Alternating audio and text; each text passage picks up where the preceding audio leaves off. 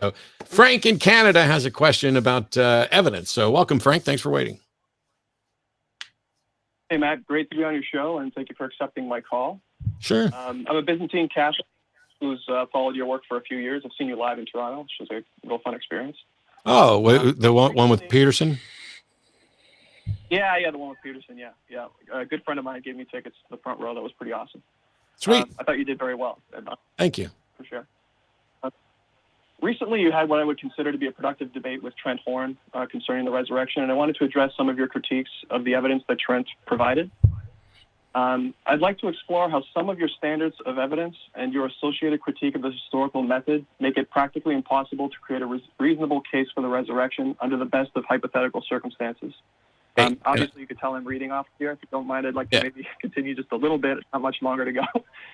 But yeah, you indicated that there's two categories of evidence that we would use to evaluate a claim from the past. Me and Trent both agree with that. We're looking at testimonials and physical evidence at this point. And so when asked what it would take for the claim to be considered reasonable, you said you don't know, but that you question the quantity and quality of the physical and testimonial evidence that was provided. So what I wanted to do is maybe go through some examples of ideal testimonial and ideal physical evidence and determine whether or not those would be sufficient to reasonably believe in a resurrection. Is that something that is appropriate? And do you think I've misrepresented your view here? So first of all, I just posted a debate review of this to show that Trent's claims don't even meet Trent's standards. Trent came up with a three-prong test for what is unreasonable, and his claims actually fail on all three prongs. No amount of testimony is going to be enough for me to accept a resurrection.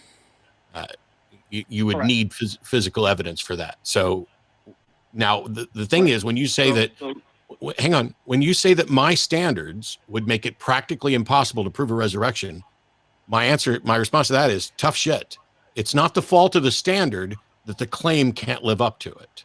If the standard is correct, and we should only believe things when there's really good evidence for it, then that's an admission that you don't have really good evidence for the claim. I agree with pretty much everything you said there. And so I think it's safe to say, so there was a point in the evidence where you critique the quality of the testimonial evidence. But if the quality of the testimonial evidence was perfect, let's say we had like Pontius Pilate providing a firsthand account claim that he says he saw the resurrection, for example, that would still be suspect to numerous amount of critique and questioning. That wouldn't be sufficient in your view to believe in the resurrection. And I think that's fair and consistent with your worldview. So that only it'd be better though. Evidence. I would agree it would be better. Yeah, I okay, that's good. And you know what else? You know what else would be better? You know what else would be better? Yeah, you did provide a third example, which I would like to get to later. But go ahead. But what would be really ideal is if Jesus showed up. That'd be fucking awesome. Yeah. Because if he's resurrected and if he's still alive, then how much of a monster does he have to be to let us sit around and argue and nitpick over evidence and damn people to hell instead of just showing up and presenting undeniable evidence? Yeah, and I think that's a super fair claim. It's essentially the hidden God critique, and I think that's fully reasonable. I would like to address that maybe after we deal with the physical piece, because I think we both agree testimonial evidence would not be sufficient in and of itself. It maybe helps with a degree of certitude somewhere, but not enough to say certainty for sure, or reasonable. My confidence in direct eyewitness testimony is going to be slightly more than it is in hearsay. And the biggest problem that we have with everything related to the Bible is it's all hearsay, and it's something you can't investigate, and you can't even identify necessarily who's writing. I mean, yeah, we can be pretty confident that Paul wrote a good chunk of the things that are attributed to him, but we also know that there are forgeries there for Paul. So what's the physical evidence? Because I don't want Dave to fall asleep here. Oh, okay, yeah, sure. So if we move to physical evidence of the resurrection, my question for you would be, what kind of physical evidence could you possibly have for a resurrection event? And then I would like to maybe point out some evidence you could have for something like a crucifixion, which is not that difficult to ascertain. That would be a lot more probable than a resurrection, obviously. But let's imagine. So for a resurrection, I can't possibly fathom a physical piece of evidence you could have for such an event. I don't know if you could provide one, then I'd like to move on. The person being alive, like Matt said, the person showing up and saying, "Hey, I was dead, now I'm alive. Take some video." We have video cameras in our pockets now. Why can't he do that?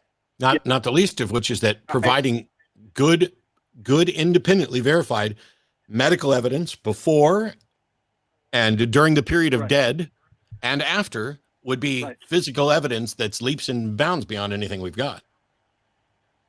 Okay. Would that not be, okay, that would be a combination of testimonial and physical, I suppose. But in terms of... if you go down that path, what you're then doing is saying that all evidence is testimonial unless you gathered the evidence yourself. And that's not the way standards of evidence works. As long as there's a reasonable chain of custody, as long as we have good methods to verify the physical facts, then it's like when somebody comes in and reports on what my blood glucose level is. If I tell them after I've tested it, they're not testifying as if their testimony is confirmation of my glucose levels. They are testifying that I told them my glucose levels based on an actual test. It is the test that is the physical evidence for that. Absolutely. And I think that's reasonable. And I think we both agree that standard of methodology doesn't exist in the ancient world. Yep. So let's say that's begging for something. But well, let's say like sorry, go ahead. Well, I wanted to say something, but you mentioned it, the ancient world. Let's back up a minute for this whole thing. Matt's right. I do get bored with these conversations about proving the resurrection and proving this and proving that. Let's back up and look at the big picture. Jesus, the resurrection of Jesus supposedly is the most important factor within Christianity, the death and resurrection. Now, as Paul said, if Christ be not raised from the dead, then our faith is in vain. So if that's the case, if all of humanity, if the future of humanity and people's lives, eternal destiny depended upon this act and belief in that act, doesn't it stand to reason that the God of the universe, with all options at his disposal, could have done this in a way that was a lot more clear than it has been? We're still arguing about this 2,000 years later. God could have done this at a time when people were literate. He could have commanded them to take notes. He could have waited till there were video cameras everywhere, that he could have had evidence. If God really wanted man to know the truth about his son, Jesus, and the resurrection, it seems to me there are hundreds of better ways he could have done it. Now, I've been told you can't question God's ways. God chooses what he wants to do and when he wants to do it. But I'm telling you, the way that he did this with Jesus and the resurrection is just about as poor a job as I could think of to do it. And here we are arguing about it 2,000 years later. Are you kidding me? Okay. Yeah. So I'm not going to kind of rehash some of the parts that Trent and Matt discussed, and I'm sure he's gone through that debate like a million times to try to express why the hidden God situation is occurring.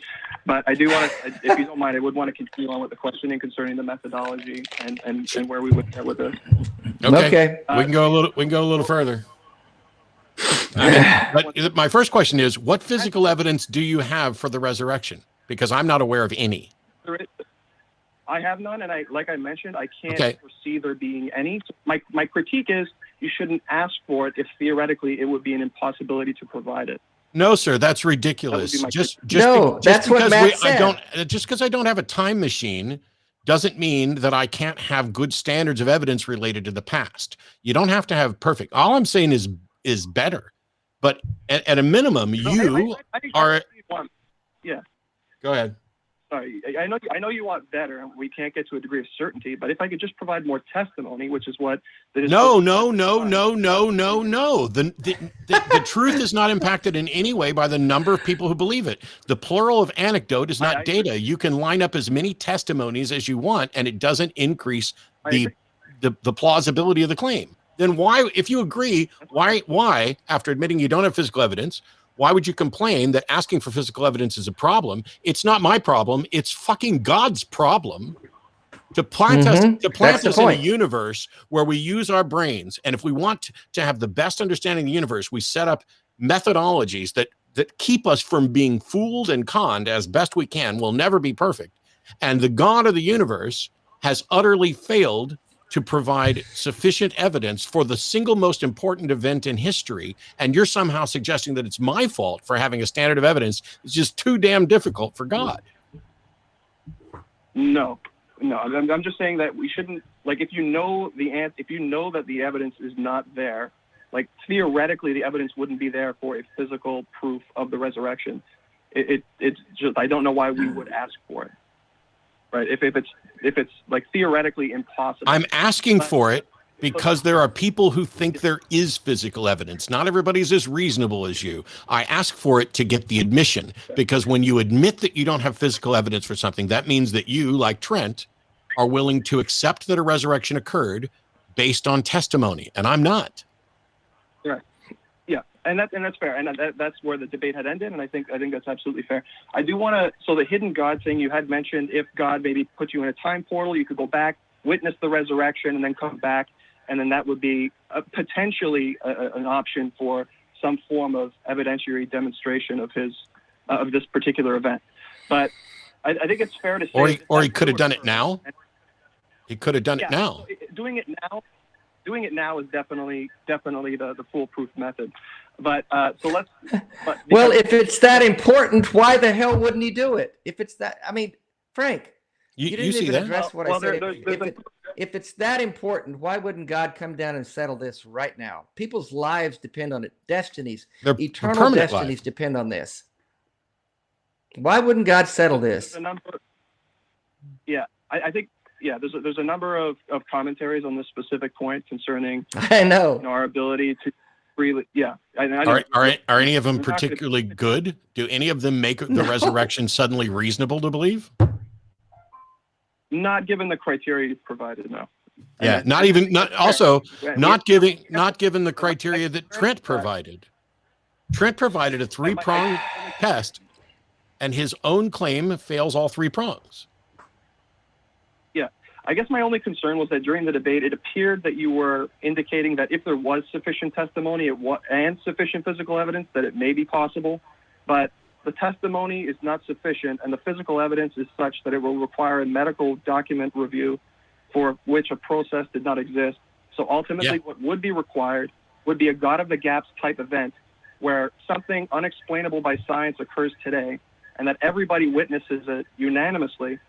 Because there was an instance where you, in the call with Trent, indicated that if the entire world had a testimonial account of some event like the one you're describing here, where God teleports them and does whatever, and that you did not witness it or was able to testably prove it, that you would not believe in it, which is intellectually consistent with your axioms, but that's not entirely accurate.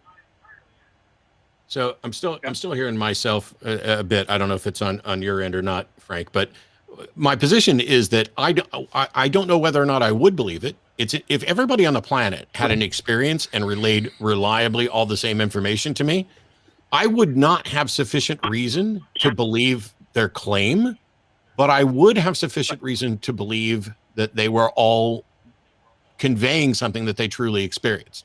I don't have to, it's not that we throw out all testimony as if it's garbage. It's just, what is it sufficient to demonstrate? And when we have no examples of confirmed resurrections, not one. It's not like, hey, we don't have evidence for Jesus, but we had good evidence for Lazarus or this resurrection that took place in Africa a couple months ago. We have no good evidence to confirm any resurrection. And now we're saying that here's one that took place a couple thousand years ago, and we can't prove it. But you need to believe this, or you're going to burn forever or be annihilated or whatever the thing is. That basically everything that's important rests on this. I find a God that failed so miserably to safeguard the most important fact in the universe. I find him pathetic and undeserving of my attention or respect or admiration. Yeah, I think that's fair. Though, as a Catholic, we wouldn't believe that that lack of that knowledge would damn you or anything like that.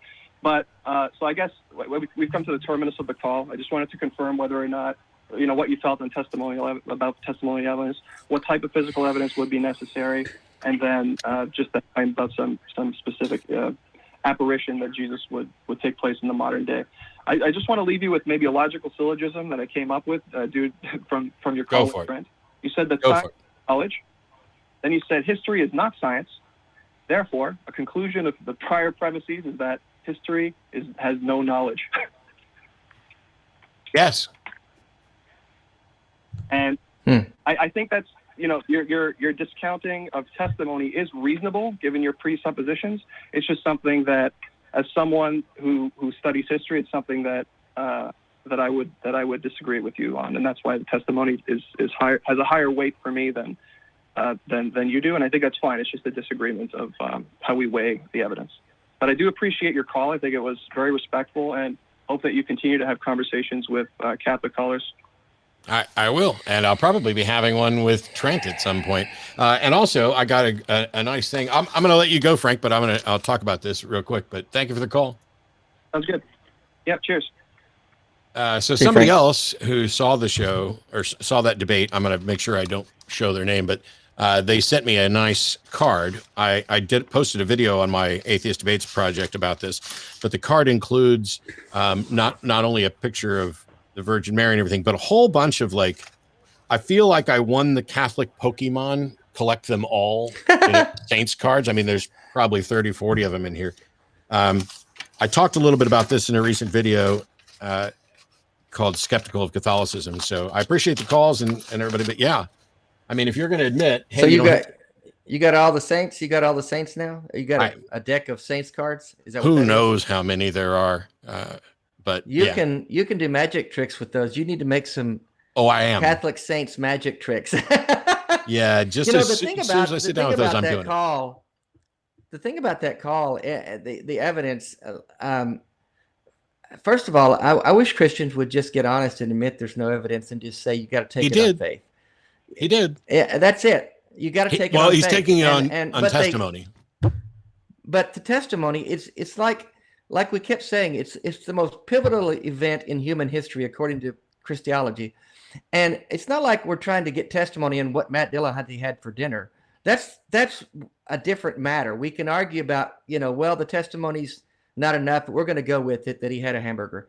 This is life-changing, pivotal stuff. You got to have more than some vague anecdotal evidence, and they just can't admit that that's not enough. Yeah, it's frustrating. It is very frustrating. It's a common thing. First of all, when they equivocate on the word faith, although he didn't really bring up faith, he basically was saying that he's going to trust and be confident in testimony.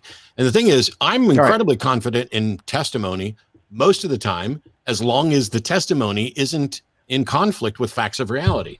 If Dave I've never seen your medical records, Dave.